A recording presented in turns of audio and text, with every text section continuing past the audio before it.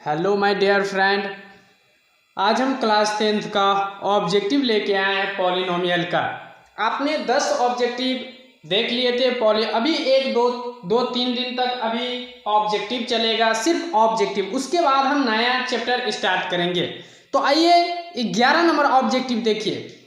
यदि बहुपद f of x 5x square plus 13x plus k का एक शून्यक दूसरे का व्युत्क्रम हो तो k का मान ज्ञात करें। तो आइए हम सॉल्यूशन करते हैं। क्या f ऑफ x क्या दिया हुआ है? f ऑफ x दिया हुआ है 5x square plus 13x plus k। इस प्रकार से आप जानते हैं द्विघात बहुपद यह किस प्रकार का बहुपद है। जब भी घात दो रहे तो आप लोग डायरेक्ट बोल देना है कि यह द्विघात बहुपद है। और इसका शून्यक कितना होगा? 2 शून्यक होगा। लेकिन इसका व्यापक रूप पूछेगा तो क्या होगा? इसका व्यापक रूप ax square plus bx plus c, ये होता है इसका व्यापक रूप। तो आइए यहां से देखिए तो a बराबर क्या होगा? 5 हो जाएगा। b बराबर क्या होगा? 13। c बराबर क्या होगा? k। इस प्रकार से अब देखिए, चूंकि अब इससे आगे क्या दिया हुआ है? 5x स्क्वायर का एक शून्यक मान लीजिए कि अल्फा हमने मान लिए, ठीक। दूसरे का व्युत्क्रम क्या है? एवं दूसरे का क्या है? व्युत्क्रम। अब देखिए उल्टा, इसी को उल्टा कर देंगे तो दूसरे का व्युत्क्रम इसी को बोला जाता है। तो हम जानते हैं अल्फा प्लस 1 बट्टा अल्फा इज इक्वल टू क्या होता है? माइनस बी बाय ए। माइनस बी देखिए क्या है तो माइनस 13 बट्टा 5। अब देखिए alpha into beta, alpha into 1 by alpha is equal to क्या होगा? मान लीजिए थोड़ा देर के लिए इसको हम क्या बीटा मान लिए हैं, तो अल्फा इंटू बीटा क्या होता है? सी बाय ए होता है। सी क्या है तो के है, ए क्या है तो 5 है। इसको हम समीकरण फर्स्ट मान लेते हैं, इसको समीकरण सेकेंड मान लेते हैं, ठीक। इस प्रकार से आगे देखिए हम क्या करते हैं, समीकरण फर्स्ट से समीकरण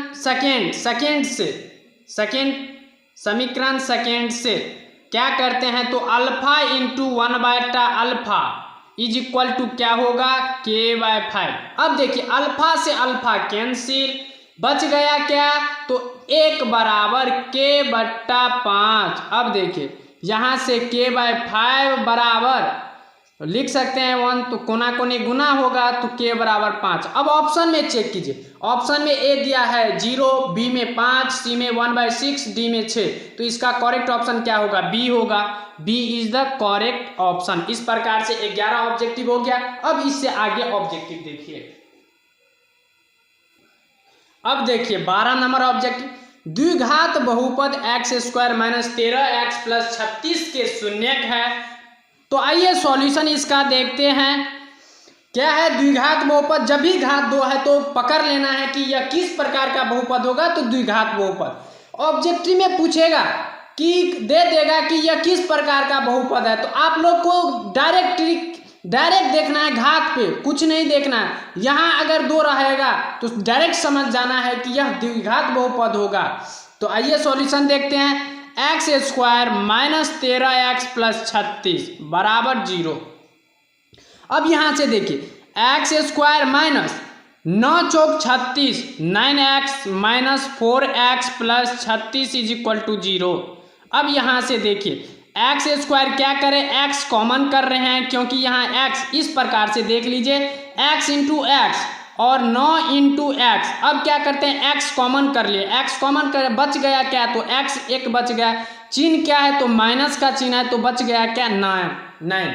अब यहाँ देखिए माइनस 4 कॉमन करते हैं तो देखिए 4 इंटू एक्स इस प्रकार से और 9 इंटू 4 क्या करते हैं 4 कॉमन कर लिए। यहाँ साइन क्या है तो माइनस साइन है। 4 कॉमन बच गया क्या तो x बच गया। अब देखिए बच गया क्या तो x बच गया।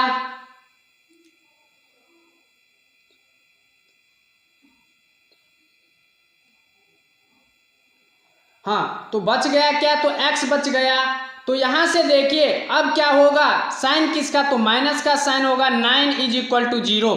यहाँ से हम कह सकते हैं कि x minus 9 into X minus 4 is equal to 0। अब देखिए एक इस बराबर 0 होगा तो x माइनस 9 बराबर 0 एवं x माइनस 4 बराबर 0। x बराबर यहाँ से 9 आ गया, यहाँ से x बराबर क्या आएगा 4। अब देखिए आपको क्या, तो अब द्विघात बहुपद में क्या क्या होता है, तो शून्य 2 होता है अल्फा और बीटा। तो क्या अल्फा बराबर क्या हो जाएगा 9 हो जाएगा और बीटा बराबर क्या होगा 4 होगा। तो चूंकि alpha comma beta is equal to क्या लिख सकते हैं 9,4। अब देखिए ऑप्शन में चेक कीजिए, तो ऑप्शन में पहला है कि 4,-9, बी नंबर देखिए -4,-9, सी नंबर 4,9 और डी नंबर -4,9। तो इसको हम ऐसे भी लिख सकते हैं, कोई नहीं घबराने का, 4,9 भी लिख सकते हैं। तो इस प्रकार से इसका ऑप्शन क्या होगा, सी इज द करेक्ट ऑप्शन। अब अगला ऑब्जेक्टिव देखिए, अब देखिए 13 नंबर ऑब्जेक्टिव, त्रिघात बहुपद का व्यापक रूप है। अब ऑप्शन में क्या है, तो यहाँ देखिए यहाँ त्रिघात है, त्रि का मतलब होता है 3, घात का मतलब जिसका घात 3 होगा वही त्रिघात बहुपद। अब देखिए यहाँ घात 2 है तो ये ऑप्शन गलत हो गया, यह त्रिघात बहुपद। लेकिन यहाँ भी देखिए यहाँ भी घात 2 है तो ये भी ऑप्शन गलत हो गया। अब यहाँ देखिए घात 4 है तो देखिए त्रिघात है तो यहाँ भी ये ऑप्शन भी गलत। अब देखिए यहाँ है 3 है तो इसको हम कह सकते हैं इसका करेक्ट ऑप्शन क्या होगा बी, क्योंकि जिसका घात 3, डायरेक्ट कुछ नहीं करना है, सिर्फ देखना है कि यहाँ क्या लिखा हुआ है, यहाँ त्रिघात लिखा हुआ है। त्रि का मतलब होता है कि 3, जिसका घात 3 होगा वही त्रिघात बहुपद होगा। तो इस प्रकार से यहाँ देखा जाता है कि 3 है, इसका घात 3 है तो हम इसको कह सकते हैं कि यह त्रिघात बहुपद है। तो अब अगले ऑब्जेक्टिव देखिए, अब देखिए ऑब्जेक्टिव नंबर 14, यदि द्विघात बहुपद x², जब भी घात 2 है तो द्विघात बहुपद हुआ x² - 5x + 6 का एक शून्यक 2 है तो दूसरा शून्यक होगा।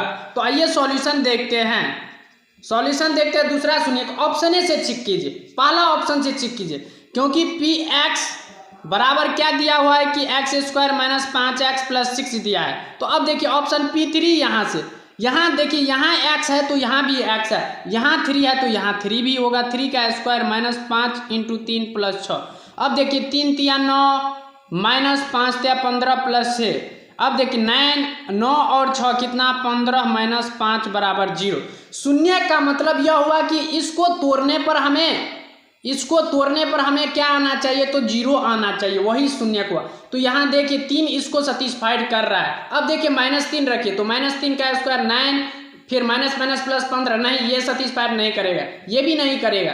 एक ये तो दिया हुआ है, क्वेश्चन में दिया है शून्य, एक तो ये दिया हुआ है, दूसरा शून्य क्या होगा तो 3 होगा। इसका करेक्ट ऑप्शन क्या होगा, ए इज द करेक्ट ऑप्शन, 3, इसका 3 होगा। इस प्रकार से 14 ऑब्जेक्टिव हो गया।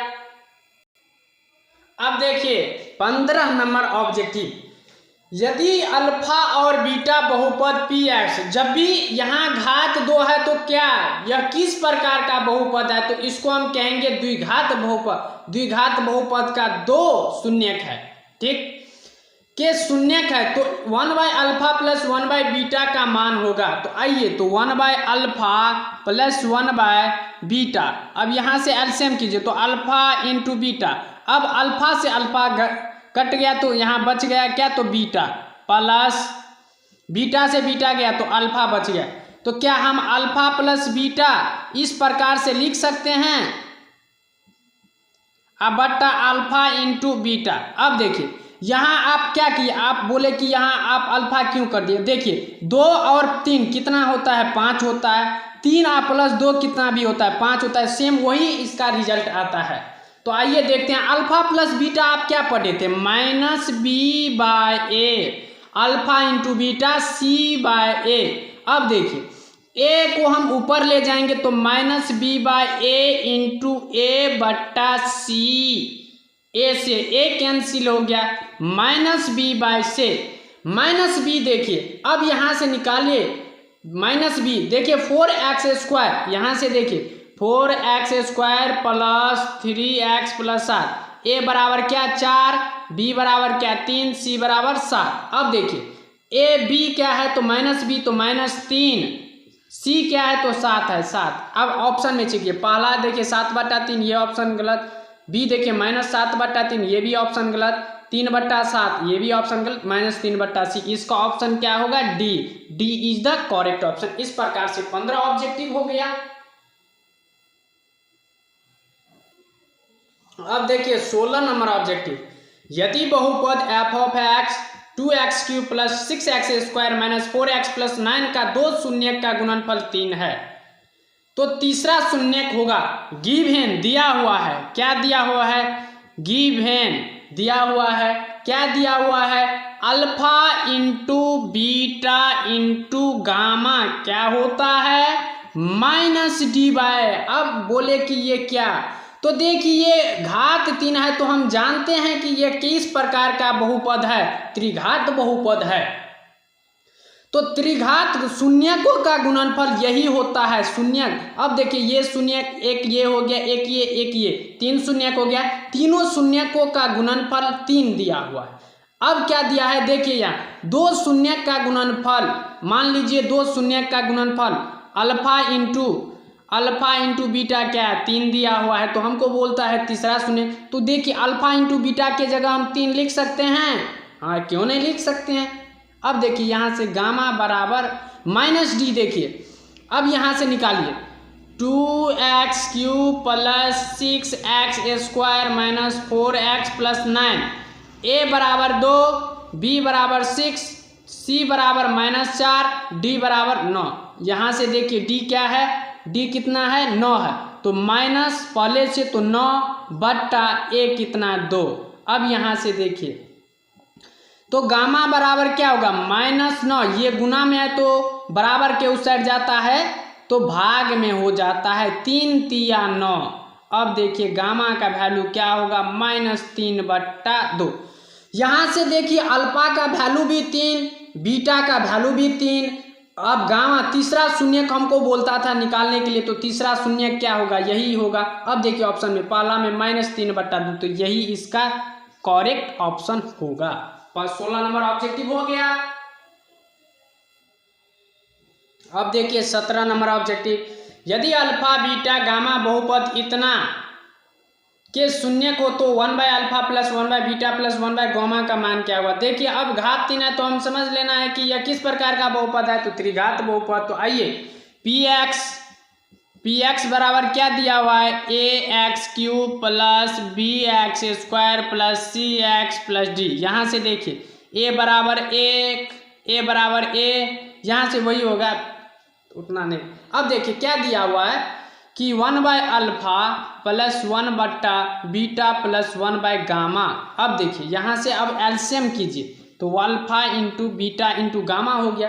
अल्फा से अल्फा कैंसिल बच गया क्या, तो बीटा इंटू गामा लिख ले। अब देखिए बीटा से बीटा कैंसिल तो अल्फा इंटू गामा हो गया, फिर प्लस देखिए गामा से गामा तो अल्फा इंटू बीटा।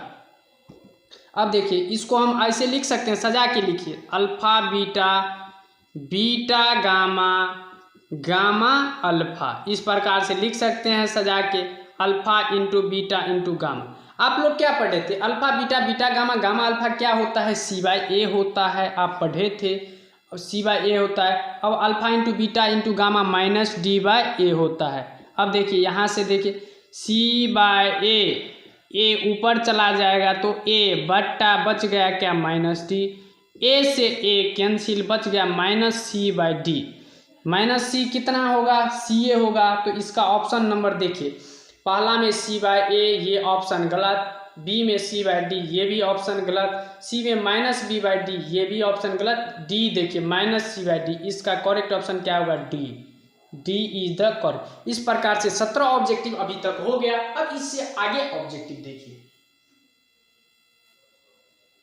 अब देखिए ऑब्जेक्टिव नंबर 18, यदि किसी द्विघात बहुपद के शून्यक का योगफल, पहले ठीक है शून्य हो, शून्यक का योगफल 0 दिया हुआ है एवं एक शून्यक 4, एक शून्यक भी दिया हुआ है 4, तो वह द्विघात बहुपद होगा। ठीक है आइए जांच करते हैं। सॉल्यूशन गिवन दिया हुआ है, क्या दिया हुआ है माने शून्य, एक शून्यक मान लीजिए शून्यक का योगफल, एक शून्यक मान लीजिए अल्फा, अल्फा मान लीजिए 4 दिया हुआ है। अब क्या दिया, शून्यक का योगफल, यहाँ से देखिए शून्यक का योगफल अल्फा प्लस बीटा बराबर क्या होता है, क्या दिया हुआ है, 0 दिया है। ठीक है, तो यहाँ देखिए अल्फा की जगह हम क्या 4 रख सकते हैं, तो यहाँ से 4 प्लस बीटा बराबर 0, बीटा बराबर, अब देखिए ये प्लस में है तो बराबर के उस साइड जाता है तो साइन बदल जाता है, चिन्ह क्या होता है, बदल जाता है, तो प्लस हो जाता है तो माइनस में हो जाता है, -4। यहाँ से अल्फा भी है बीटा भी है। अब देखिए बहुपद, द्विघात बहुपद होगा तो द्विघात, चूंकि पी एक्स बराबर आप लोग पढ़े थे कि x² minus alpha plus beta x plus alpha into beta, इस प्रकार से x² माइनस रहने देंगे। अल्फा प्लस बीटा के जगह हम क्या लिख सकते हैं, 0 लिख सकते हैं, हाँ क्यों नहीं लिख सकते हैं, प्लस अल्फा के जगह क्या 4 लिख सकते हैं, इंटू बीटा के जगह -4, सॉरी यहाँ 4 इंटू -4, इस प्रकार से लिख सकते हैं। अब देखिए x² ये क्या हो गया, अब देखिए ये तो 0 हो गया, इसको ये तो 0 हो गया यहाँ। अब देखिए यहाँ से प्लस और माइनस क्या होता है, माइनस का चिन्ह दिए, 4 चौक 16। अब देखिए ऑप्शन में चलिए, पहला में है x² - 4, x² + 4, x² - 16, तो इसका C is the correct option. इस प्रकार से 18 ऑब्जेक्टिव दिया। अब इससे आगे देखिए, अब देखिए ऑब्जेक्टिव नंबर 19 देखिए, बिना द्विघात बहुपद, द्विघात के बहुपद को कहते हैं। अब देखिए, अब मान लीजिए अगर हम बहुपद को यहाँ से हटा देते हैं थोड़ा देर के लिए, मान लीजिए अगर बहुपद को क्या करते हैं हम हटा देते हैं, इसका मतलब घेरा का मतलब हुआ कि हटा दिए। ठीक है, तो देखिए अगर इसको हटा दिए तो यहाँ क्या रैखिक द्विघात त्रिघात क्या, अब देखिए बहुपद को हटा दिए तो यहाँ रैखिक द्विघात, बिना का मतलब हुआ कि हटा, बहुपद को हटाना। अब देखिए रैखिक द्विघात त्रिघात, क्या ये सुनने में अच्छा लगता है, द्विघात कहा जाता है, नहीं अच्छा लगता है, तो यहाँ बहुपद कहते हैं। तो इसमें से सभी क्या होगा, गलत होगा, इसका करेक्ट ऑप्शन क्या होगा, डी। 20 नंबर देखिए, द्विघात बहुपद के शून्य की अधिकतम संख्या होती है, ये भी ऑब्जेक्टिव पूछा जाता है। देखिए घबराने का कोई बात नहीं है, ऑब्जेक्टिव को रियल बाय रियल देखिए, यही में से ऑब्जेक्टिव, इसमें से पॉलिनोमियल में से चाहे 5 गो चाहे 10 गो टकराए तो यही सब में से ऑब्जेक्टिव आए, ऐसे ही ऑब्जेक्टिव को क्वेश्चन, ऑब्जेक्टिव को बिहार बोर्ड उठाता है। तो बार बार बोलते जा रहे हैं कि ऑब्जेक्टिव को बारी बारी से देखने का प्रयास कीजिएगा।